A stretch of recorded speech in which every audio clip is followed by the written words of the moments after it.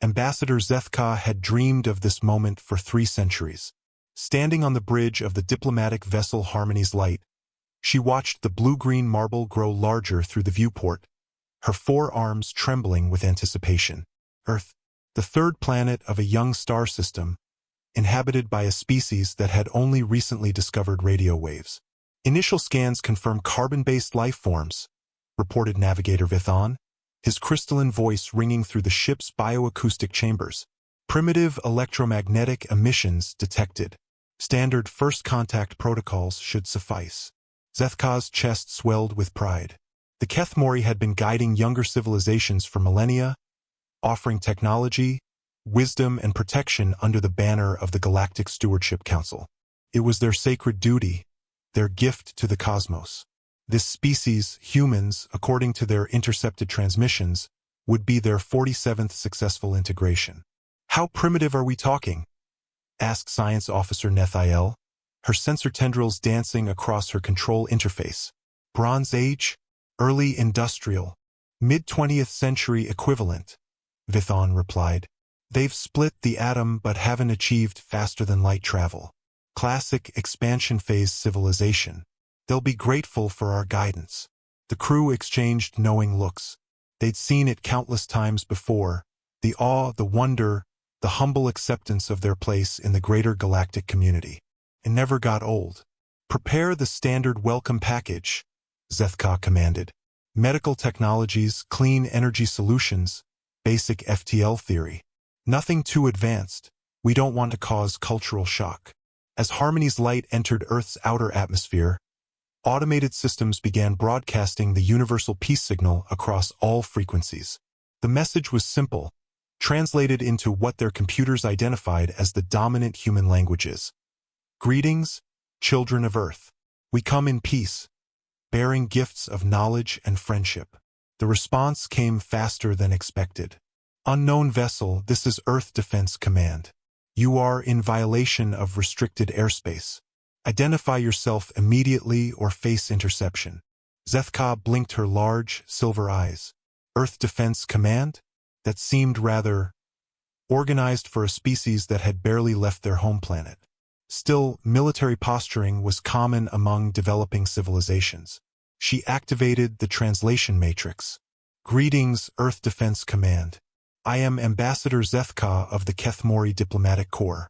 We represent the Galactic Stewardship Council and have come to welcome your species into the greater cosmic community." Silence stretched across space for several heartbeats. Then, a new voice crackled through the comm system, deeper, more authoritative. "Ambassador Zethka, this is Admiral Chun of the Seoul Defense Fleet. We appreciate your interest in our species. However, first contact protocols require that you remain in your current position while we dispatch a diplomatic escort." "Seoul Defense Fleet?" Nethiel whispered, her sensor readings flickering with confusion. "The scans show only basic satellite networks around this planet. A fleet designation is probably ceremonial," Zethka assured her crew. "Many young species create grandiose titles to mask their insecurities." But as she spoke, her confidence began to waver.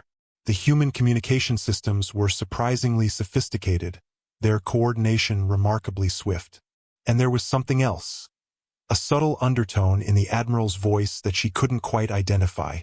Not fear or wonder as she'd expected. Something closer to caution. "Ambassador," Vithon's voice had lost its earlier enthusiasm. "I'm detecting massive energy signatures approaching from multiple vectors.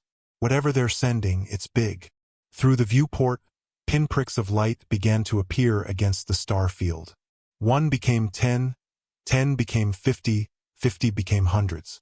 As the objects drew closer, their true nature became clear, and Zethka's heart stopped beating.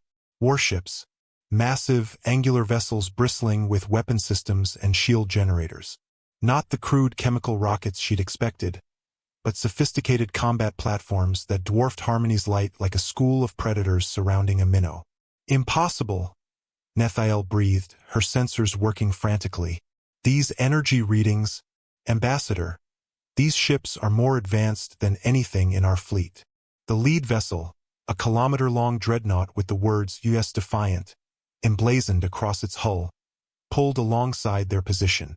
Its gun ports remained closed, but the message was clear.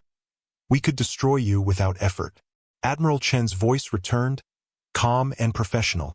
Ambassador Zethka, welcome to Sol Space. I'm curious. When you said you represent the Galactic Stewardship Council, exactly how many star systems does your organization control? The question hit Zethka like a physical blow. Control wasn't a word the Kethmori used. They guided, they nurtured, they protected. We provide stewardship for 47 civilizations across 12 sectors. Interesting. And how many ships does your fleet contain? Zethka's throat went dry. The Kethmori maintain a defense force of approximately 800 vessels for peacekeeping operations. Another pause. When Admiral Chun spoke again, there was something that might have been amusement in his voice. I see. Ambassador, I think there's been a fundamental misunderstanding here. You see, humanity currently maintains active colonies across 2,347 star systems. Our combined fleet strength stands at just over 6 million vessels, not counting civilian shipping and local defense forces.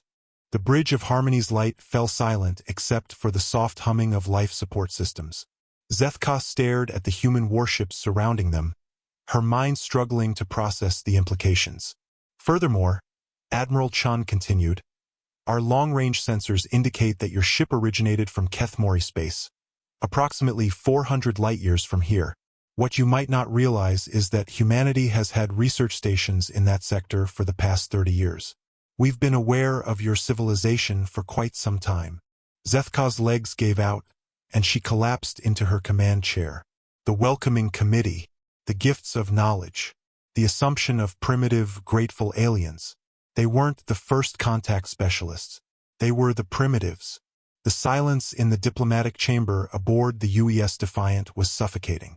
Ambassador Zethka sat across from Admiral Chun and his first officer, Commander Rodriguez, feeling like a child who had wandered into an adult conversation. The human ship's interior was sleek, functional, and undeniably advanced. Surfaces that shifted between transparency and opacity at will, holographic displays that responded to thought, artificial gravity that felt more natural than anything the Kethmori had achieved. I apologize for the overwhelming nature of our first meeting, Admiral Chun said, his weathered face showing genuine concern. We're not accustomed to other species approaching us with diplomatic intentions. Most of our first contacts have been different. Zethka managed to find her voice. Different how? Commander Rodriguez leaned forward, her dark eyes serious.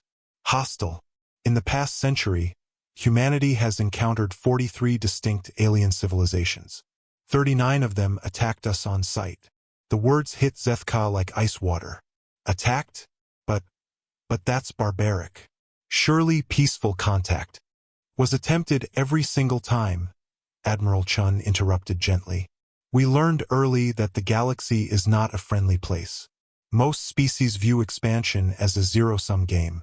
Territory, resources, living space. It's all finite to them. But not to humans? A ghost of a smile crossed the Admiral's face. Humans are adaptable. We learned to take what was offered, and when nothing was offered, we learned to take what we needed. The galaxy taught us to be strong, Ambassador. It didn't give us a choice. Nethiel, who had been scanning the ship with trembling sensor tendrils, spoke up from her position near the wall. Admiral, our instruments indicate this vessel's core contains elements we don't recognize. Your power output exceeds our theoretical maximums. We've had good teachers, Commander Rodriguez replied. Every species that tried to destroy us contributed something to our knowledge base. Weapon systems, shield technology, faster-than-light improvements. We learned from all of them. The implications crashed over Zethka like a wave. You're saying humanity has been at war for over a century?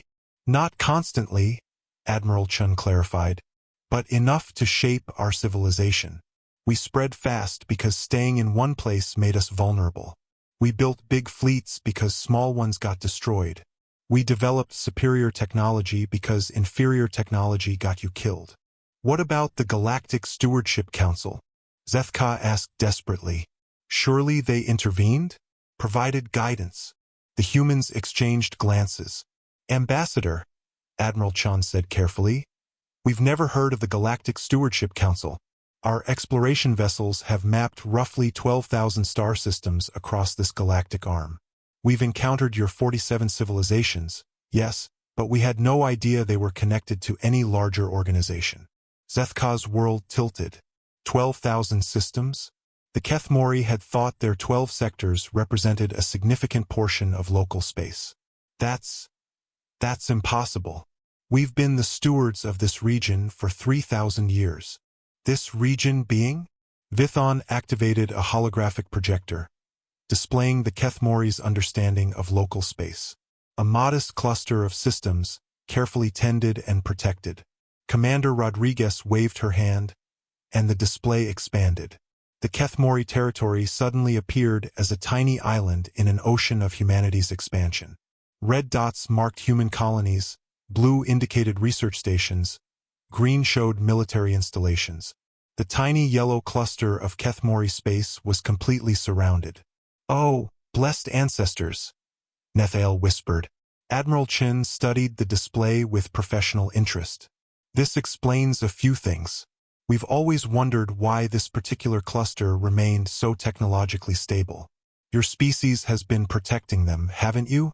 Preventing natural technological evolution. We guide them carefully," Zethka said weakly.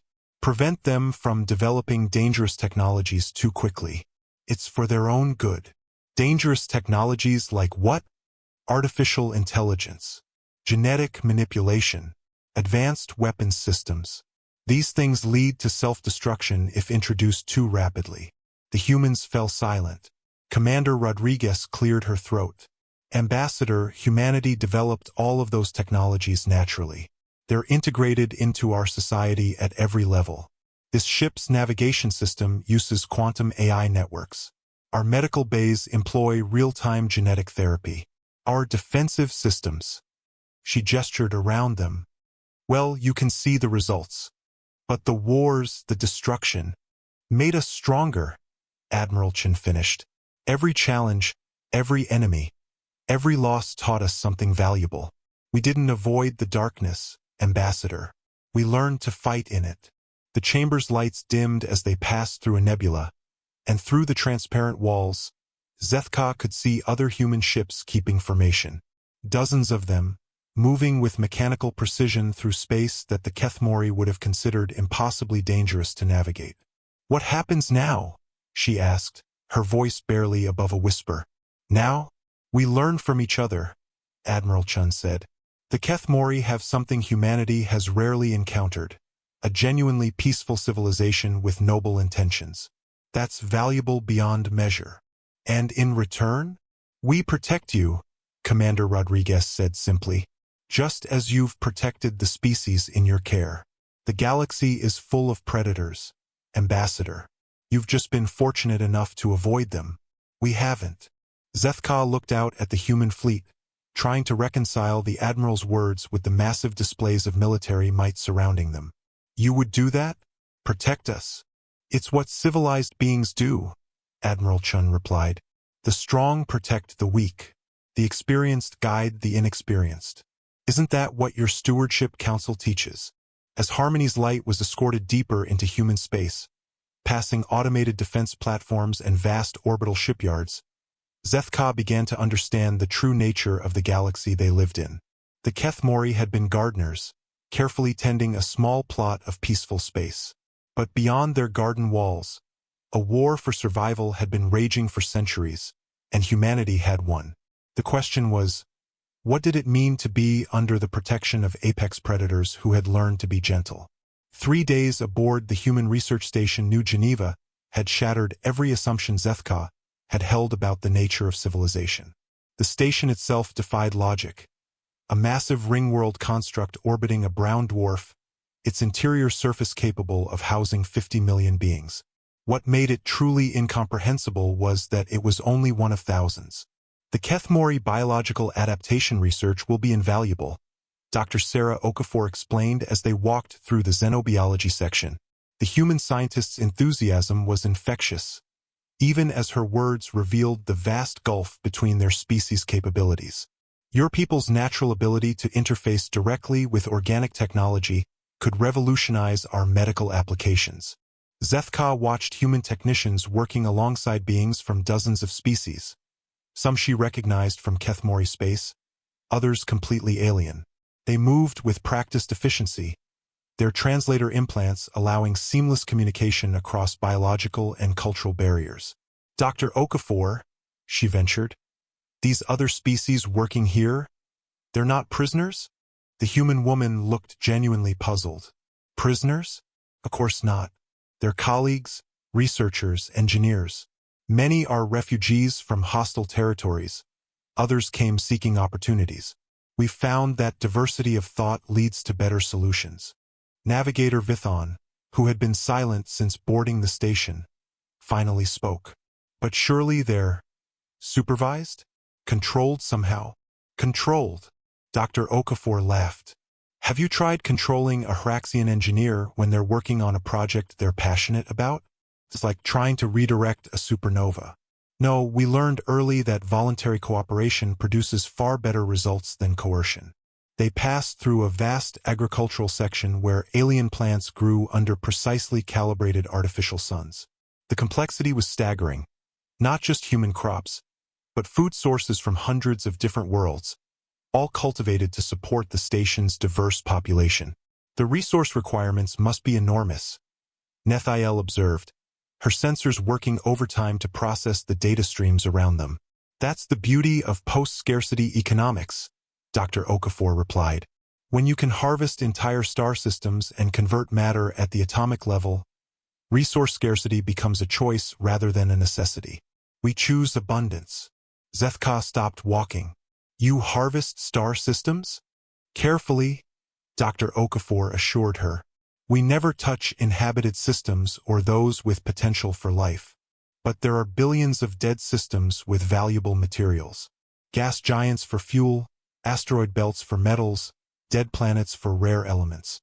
The galaxy has more resources than we could use in a million years. But what about other species who might need those resources? We share them, Dr. Okafor said simply. The Altarian Collective gets 30% of our helium-3 production. The Vegan Trade Federation receives refined metals in exchange for their crystalline computing matrices. The Centauri Republic. The Centauri Republic? Zethka interrupted. But they were destroyed in the Great War 3 centuries ago. Dr. Okafor checked her personal data pad. Oh, you mean the Hegemony War? Yes, their original homeworld was sterilized by the Zerathi Empire. We evacuated the survivors and helped them establish new colonies in the Kepler 442 system. They're doing quite well now. Their population has actually grown beyond pre-war levels. The casual mention of resurrecting an extinct civilization hit Zethka like a physical blow. The Kethmori had mourned the Centauri for centuries, building memorials to their lost wisdom. Yet humanity had simply fixed it. How many species have you rescued? She asked weakly. Define rescued, Dr. Okafor mused. If you mean evacuated from immediate threats, the number is in the hundreds. If you mean provided technological assistance to overcome existential challenges, it's in the thousands. If you mean prevented from going extinct, she consulted her data pad again. According to our xenosociology department, human intervention has prevented approximately 4,300 species extinctions over the past century. Vithon's crystalline form flickered with distress. But the galactic ecosystem, the natural order, is brutal and wasteful, Dr. Okafor replied matter-of-factly. We calculated that the galaxy loses roughly 50 civilizations per standard year to preventable causes: resource depletion, astronomical disasters, technological stagnation, military conflicts. We decided that was unacceptable. They entered a central plaza where beings from dozens of species interacted freely, trading, socializing, collaborating on projects. Zethka recognized several species that the Kethmori had written off as lost causes. The aggressive Krillian warrior clans working peacefully alongside fragile Etherian philosophers, the xenophobic Solani teaching their advanced mathematics to eager human students. How do you make them cooperate? Nathiel asked in wonder. We don't make them do anything, Dr. Okafor explained. We provide incentives, security, resources, opportunities for growth. Most conflicts arise from scarcity or fear. Remove those factors and cooperation becomes the logical choice. A group of human children ran past, playing with young aliens of various species. Their laughter was universal, transcending biological boundaries. Zethka watched them with growing amazement. Are those human children safe with those alien younglings? Safer than they'd be in most human schools, Dr. Okafor chuckled. Children adapt faster than adults. These kids are growing up truly multicultural. They're the future of galactic civilization. But surely there must be problems. Cultural conflicts, religious differences, biological incompatibilities.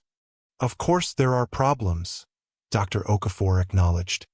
We have departments dedicated to resolving cultural disputes, xenopsychologists who help species understand each other, engineers who design living spaces for radically different biologies. The difference is we see these as problems to solve, not reasons to give up. They reached an observation deck overlooking the station's central core. Massive data streams flowed through holographic conduits, carrying information between research facilities, communications networks, and decision-making centers. This is our real achievement, Dr. Okafor said proudly. The Galactic Information Network.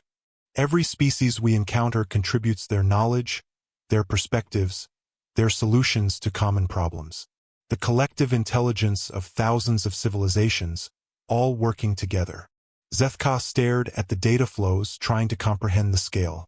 All this knowledge, it must represent millions of years of accumulated wisdom. And it's all freely accessible, Dr. Okafor added. Any species can access the network, contribute to it, benefit from it. The only requirement is peaceful intent.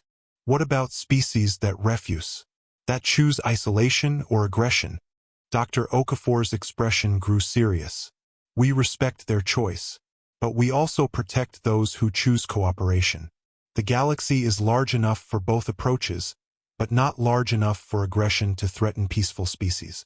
As they watched, a new data stream began flowing through the network, information from the Kethmori diplomatic mission, their first contact protocols, their stewardship methodologies. Within hours, it would be analyzed, understood, and integrated into humanity's vast knowledge base. Ambassador, Dr. Okafor said gently, your people have done something remarkable. You've maintained peace and stability in your region for millennia. That's not a small achievement. It's extraordinary. We'd like to learn from you, but you've already surpassed us in every meaningful way. Have we? Dr. Okafor asked. We've learned to fight, to survive, to grow. But you've learned something we're still working on, how to be truly peaceful. That's knowledge we desperately need. Zethka looked out at the vast station, at the thousands of beings working together in harmony, at the data streams carrying the hopes and dreams of countless civilizations. Perhaps the Kethmori hadn't been rendered obsolete after all. Perhaps they had something valuable to offer this strange, powerful, impossibly gentle species that had learned to turn strength into compassion. The future suddenly seemed less terrifying and more promising. The War Council chamber aboard the UES Retribution was unlike anything in Zethka's experience. Holographic displays showed the galaxy in 3 dimensions, with thousands of active conflict zones marked in red, humanitarian missions in green, and exploration routes in blue. Around the central table sat not just human military leaders, but representatives from dozens of allied species. A truly galactic command structure. Admiral Chun activated the primary display, showing a sector of space roughly 200 light-years from Kethmori territory. 3 days ago, our deep space monitoring stations detected this. The display zoomed in on a massive fleet of dark, angular ships moving through space in perfect formation. Their design was alien even by galactic standards. Organic curves merged with geometric patterns in ways that hurt to look at directly. The Devourers, whispered General Korath, a massive Hraxian whose species had been among humanity's first allies. I thought they were legend. Unfortunately not, Admiral Chun replied grimly. Long-range analysis confirms our worst fears. This is a harvester fleet, approximately 50,000 ships with the capability to strip entire star systems of life. Zethka felt her blood turn to ice. 50,000 ships? That's more than 60 times the size of the entire Kethmori fleet.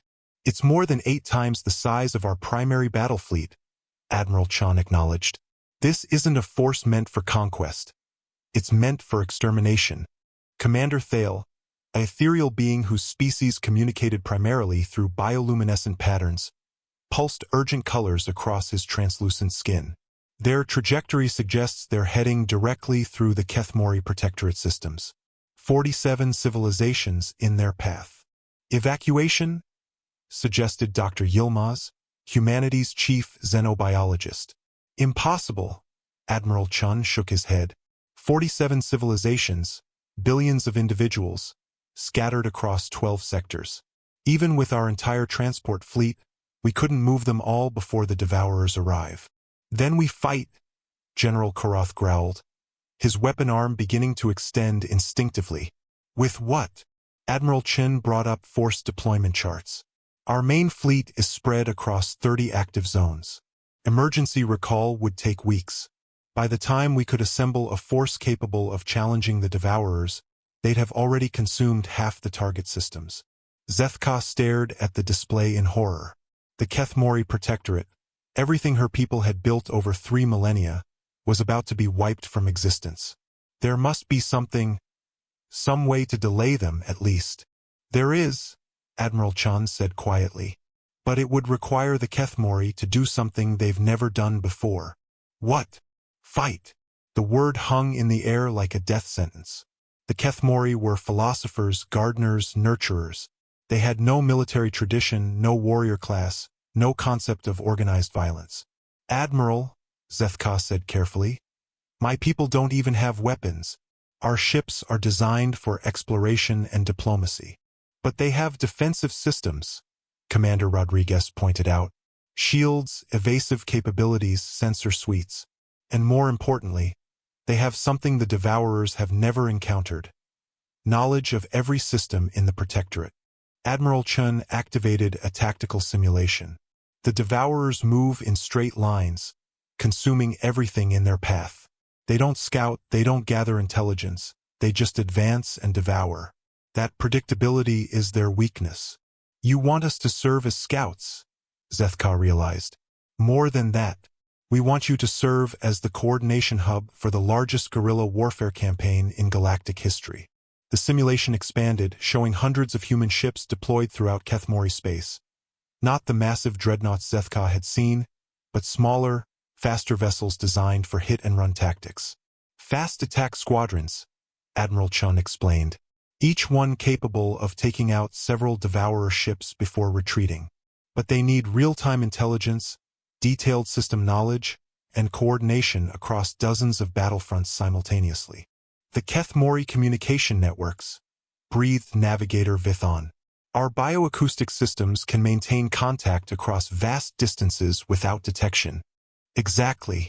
Your people know every asteroid field, every gas giant, every hiding spot in that region. Combined with human strike capabilities and unified command. Admiral Chun paused. It might just work. General Karath leaned forward. What about the civilian populations? The Devourers will target them specifically. That's where the Kethmori's greatest strength comes in, Dr. Yilmaz interjected. They've been managing these civilizations for centuries. The people trust them implicitly. If the Kethmori tell them to hide, to evacuate to specific locations, to follow emergency protocols, they'll do it without question. Zethka's mind raced. The plan was audacious, requiring her peaceful people to become part of a military operation on an unprecedented scale. How long do we have? 16 standard days until the Devourers reach the outer systems, Admiral Chun replied. 4 days to get our forces in position, 12 days to conduct the fighting retreat. A fighting retreat? We can't destroy 50,000 ships, Admiral Chun admitted. But we might be able to slow them down, reduce their numbers, Protect the civilian populations long enough for our main fleet to arrive. Commander Thale pulsed urgent patterns. The psychological warfare aspect cannot be ignored. The Devourers have never encountered organized resistance. Surprise and coordination might multiply our effective strength. What would you need from the Kethmori? Zethka asked, knowing the answer would change her people forever. Everything, Admiral Chun said simply. Your ships as command and control platforms. Your communication networks as the backbone of our operations. Your people as intelligence gatherers, civilian coordinators, and tactical advisors. We need you to become partners in this fight, not just observers. The weight of the decision pressed down on Zethka's shoulders. 3,000 years of peaceful philosophy, shattered by the necessity of survival. But the alternative was the extinction of everything they had worked to protect. There's something else, Admiral Chun continued. This won't be the last time. The Devourers are just one of several existential threats in the galaxy. If the Kethmori choose to join us in this fight, you'll be choosing to become part of a larger struggle, the fight to preserve civilization itself. Zethka looked around the War Council chamber at the assembled representatives of dozens of species, all united by the common goal of survival and protection of the innocent. The humans hadn't conquered these allies. They had earned their loyalty through shared sacrifice and mutual defense. If we do this, she said slowly, the Kethmori will never be the same. No, Admiral Chun agreed. They'll be stronger. They'll be part of something larger than themselves. And they'll have the knowledge that when extinction came calling, they chose to fight rather than surrender. Through the chamber's viewports, Zethka could see human ships already beginning to move, positioning themselves for the desperate gamble ahead. In 16 days, her peaceful people would either find a strength they never knew they possessed, or they would perish alongside everything they had sworn to protect. But for the first time since learning of humanity's true nature, Zethka felt something other than fear or wonder. She felt hope. The Harmony's light had been transformed into something unrecognizable. Its gentle bioacoustic chambers now hummed with tactical displays, its meditation gardens replaced with communication arrays, its diplomatic quarters converted into battle coordination centers. Zethka stood at the heart of it all, watching as her peaceful ship became the nerve center of the largest military operation in Kethmori history. Sector 7 reports successful evacuation of the Aldrian colonies, announced Navigator Vithon, his crystalline form flickering with data streams from across the Protectorate. All civilians relocated to the deep space shelters. Sector 4 is requesting additional time, added Science Officer Nethiel. The Vorthan elders are having difficulty convincing their people to abandon their ancestral shrines. Zethka felt the weight of 47 civilizations on her shoulders. In the past week, the Kethmori had done more direct coordination of their protectorate than in the previous century. They had become, almost overnight, a species at war. Tell the Vorthans they can rebuild their shrines, she decided. They cannot rebuild their lives. Authorization Code 77 Alpha. Invoke emergency stewardship protocols. Around the galaxy, the evacuation continued with desperate efficiency. Human transport ships worked alongside Kethmori vessels, ferrying entire populations to carefully prepared hiding places. Asteroid fields, gas giant moons, abandoned systems that the Devourers would find useless for their purposes. Admiral Chen's compliments. Came a transmission from the human command ship. Strike Group Delta has successfully destroyed 17 Devourer scouts. No casualties. It was the 5th such victory in 3 days. The hit-and-run tactics were working better than anyone had dared hope. The Devourers, accustomed to overwhelming unprepared civilizations, seemed genuinely confused by the coordinated resistance they were encountering. Any response from the main Devourer fleet? Zethka asked.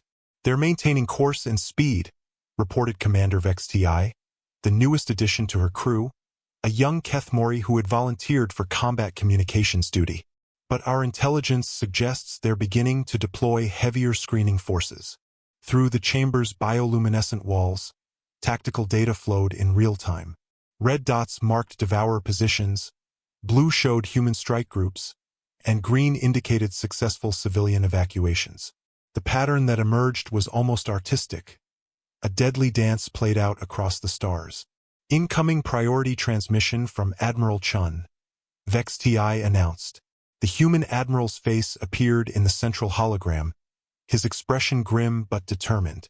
Ambassador, we've got a problem. Long-range sensors show the Devourer main fleet beginning to split formation. They're adapting faster than we anticipated. Zethka felt her heart skip. What does that mean for our operations? They're spreading out to hit multiple systems simultaneously. Our strike groups can't be everywhere at once. Some civilian populations are going to be caught in the open. The weight of command, real command, life and death decisions affecting billions, settled fully on Zethka's shoulders. Which systems? The Helix Nebula Cluster. 7 inhabited worlds, roughly 50 million beings. The closest evacuation point is 14 hours away at maximum transport speed. And the Devourers?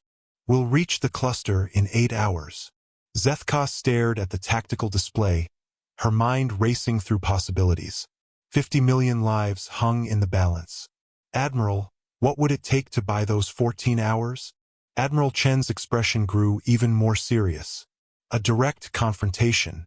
Someone would have to engage the Devourer advance elements in open battle, not hit and run, but actual ship-to-ship combat. It would be a suicide mission for whoever takes it on. How many ships would we need? To delay them for 14 hours? Every mobile vessel in the sector. Human strike groups, Kethmori diplomatic ships, whatever civilian craft we can arm. Maybe 300 ships total against 5,000 Devourers. The math was brutal. 300 ships versus 5,000. Odds that guaranteed massive casualties. But 50 million lives. Do it, Zethka said firmly. Ambassador. Do it, she repeated. All Kethmori vessels in the sector are hereby placed under your tactical command. We'll buy those 14 hours. Admiral Chin nodded slowly. It's been an honor working with your people, Ambassador. The next 6 hours passed in a blur of coordination and preparation. Kethmori diplomatic vessels had their scientific equipment replaced with shield generators and basic weapon systems. Civilian transports were hastily converted into combat support ships. Every mobile platform in the sector, regardless of species or design, was pressed into service. As the makeshift fleet assembled near the Helix Nebula, Zethka found herself aboard the lead vessel, standing beside Admiral Chun on the bridge of a human heavy cruiser. Around them, the impossible sight of 300 disparate ships flying in formation, the most diverse military force in galactic history. Sensors show the Devourer advance elements entering the outer system, reported the human tactical officer.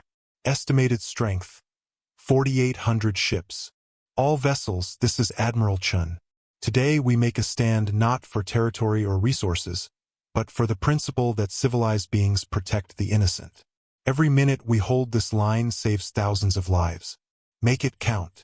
The Devourers came like a dark tide, their organic mechanical ships moving with predatory grace through space. As they closed within weapons range, the makeshift fleet opened fire, a concentrated barrage of energy weapons, projectiles, and exotic technologies from dozens of different civilizations. The battle was spectacular and terrible. Human ships darted between the larger Devourer vessels like deadly insects, their advanced weapons systems carving through alien hulls with surgical precision. Kethmori vessels, never designed for combat, used their superior sensors to coordinate targeting solutions and provide real-time tactical intelligence. The diversity of the fleet became its strength. No single Devourer countermeasure could stop weapons systems from dozens of different technological traditions. Direct hit on Devourer heavy cruiser, called out Lieutenant Park from the weapons station.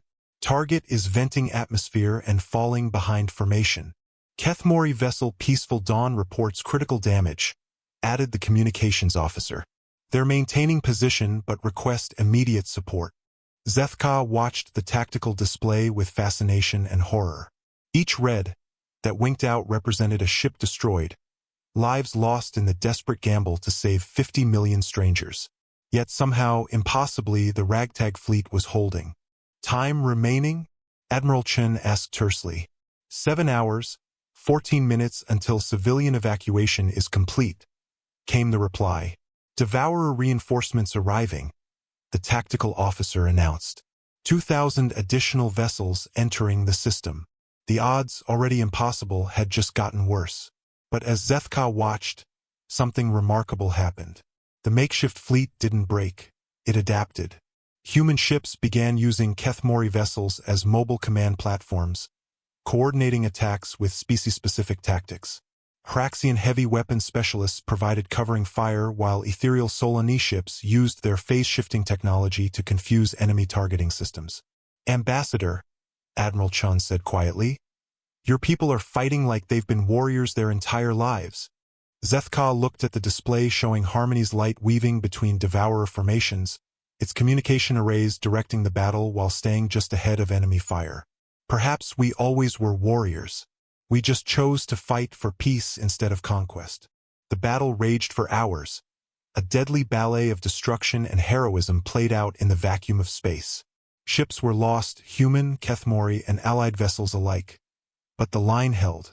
Every hour meant more civilian lives saved, more hope for the future.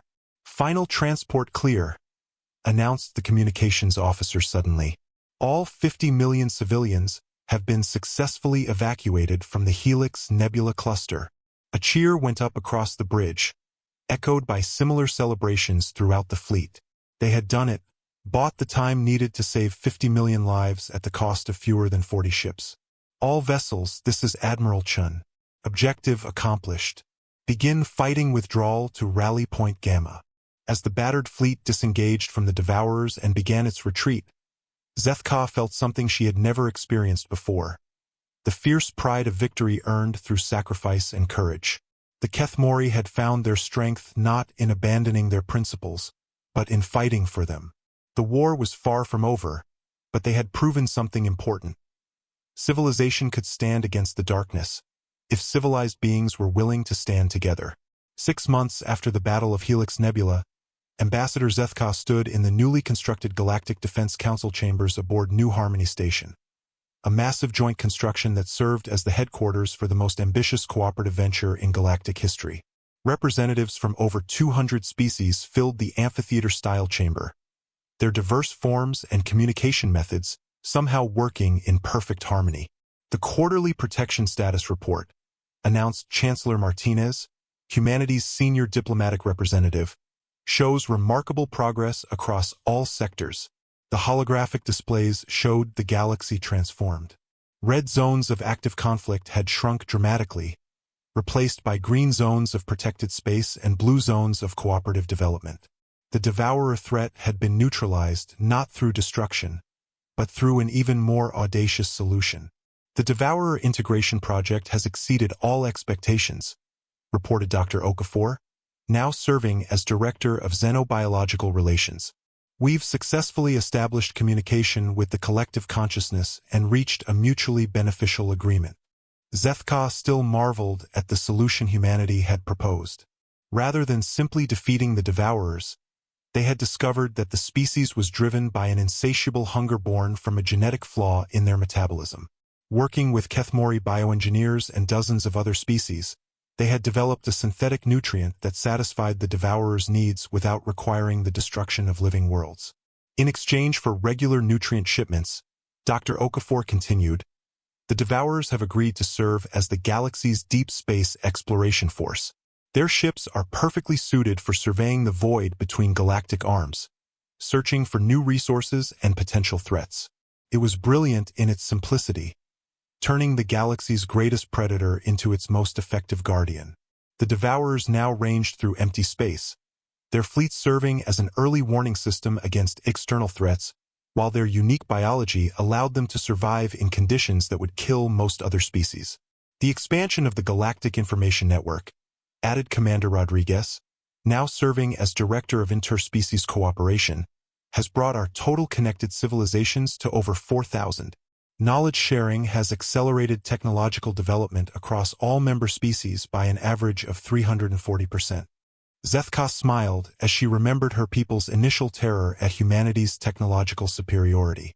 The humans had indeed been more advanced, but they had used that advantage not to dominate but to elevate. Every species that joined the network contributed their unique perspective and capabilities, creating an exponential growth in collective knowledge that benefited everyone. The Kethmori Stewardship Corps, Chancellor Martinez announced, has become the model for peaceful expansion and cultural integration throughout the galaxy. Their 3,000 years of experience in nurturing developing civilizations has proved invaluable in our outreach efforts. Rising from her position in the Kethmori delegation section, Zethka felt the weight of history on her shoulders. Her people had not been diminished by joining humanity's galactic community. They had found their true purpose. Honored representatives, she began, her voice carrying clearly through the chamber's acoustic systems. 6 months ago, the Kethmori believed we were bringing civilization to a primitive species. We learned that we were the primitives, approaching the galaxy's most advanced civilization. But we also learned something else, that advancement without wisdom is meaningless, and wisdom without the strength to protect it is worthless. Murmurs of agreement rippled through the assembly. The Kethmori had become respected not for their military might. They would never match humanity in that regard, but for their expertise in maintaining peace and fostering growth among diverse populations. The humans taught us that the strong must protect the weak, Zethka continued. But we taught them something equally important, that protection must never become domination. Together, we have created something unprecedented, a galactic civilization based on mutual respect and shared strength. Admiral Chun, now serving as Supreme Military Coordinator, stood to address the assembly. His presence commanded immediate attention, the hero of a dozen battles, the architect of humanity's defensive strategies, the man who had turned potential conquest into lasting peace. The galaxy is vast, he said simply, larger than any one species could ever explore or protect alone. But together, we've shown that civilized beings can stand against any threat. The Devourers were just the beginning. Our long-range sensors have detected anomalies in distant galactic arms, new challenges that will require everything we've learned about cooperation and strength. The displays shifted to show the galaxy in its entirety, with humanity's expansion marked in blue, the Kethmori Protectorate in green, and allied territories in gold. But beyond the mapped regions lay vast unknowns. Other galactic arms where different challenges awaited. The Galactic Defense Council's mission, Admiral Chun continued, is not to conquer or control, but to ensure that no species faces extinction alone. Whether the threat is natural disaster, technological stagnation, or hostile forces, civilized beings stand together. As the formal session concluded, Zethka found herself on the station's observation deck, looking out at the impossible sight of ships from hundreds of different species working together in perfect coordination. Human heavy cruisers flew alongside delicate Etherian exploration vessels. Kethmori communication ships coordinated traffic patterns for massive Hraxian cargo haulers. The diversity was breathtaking.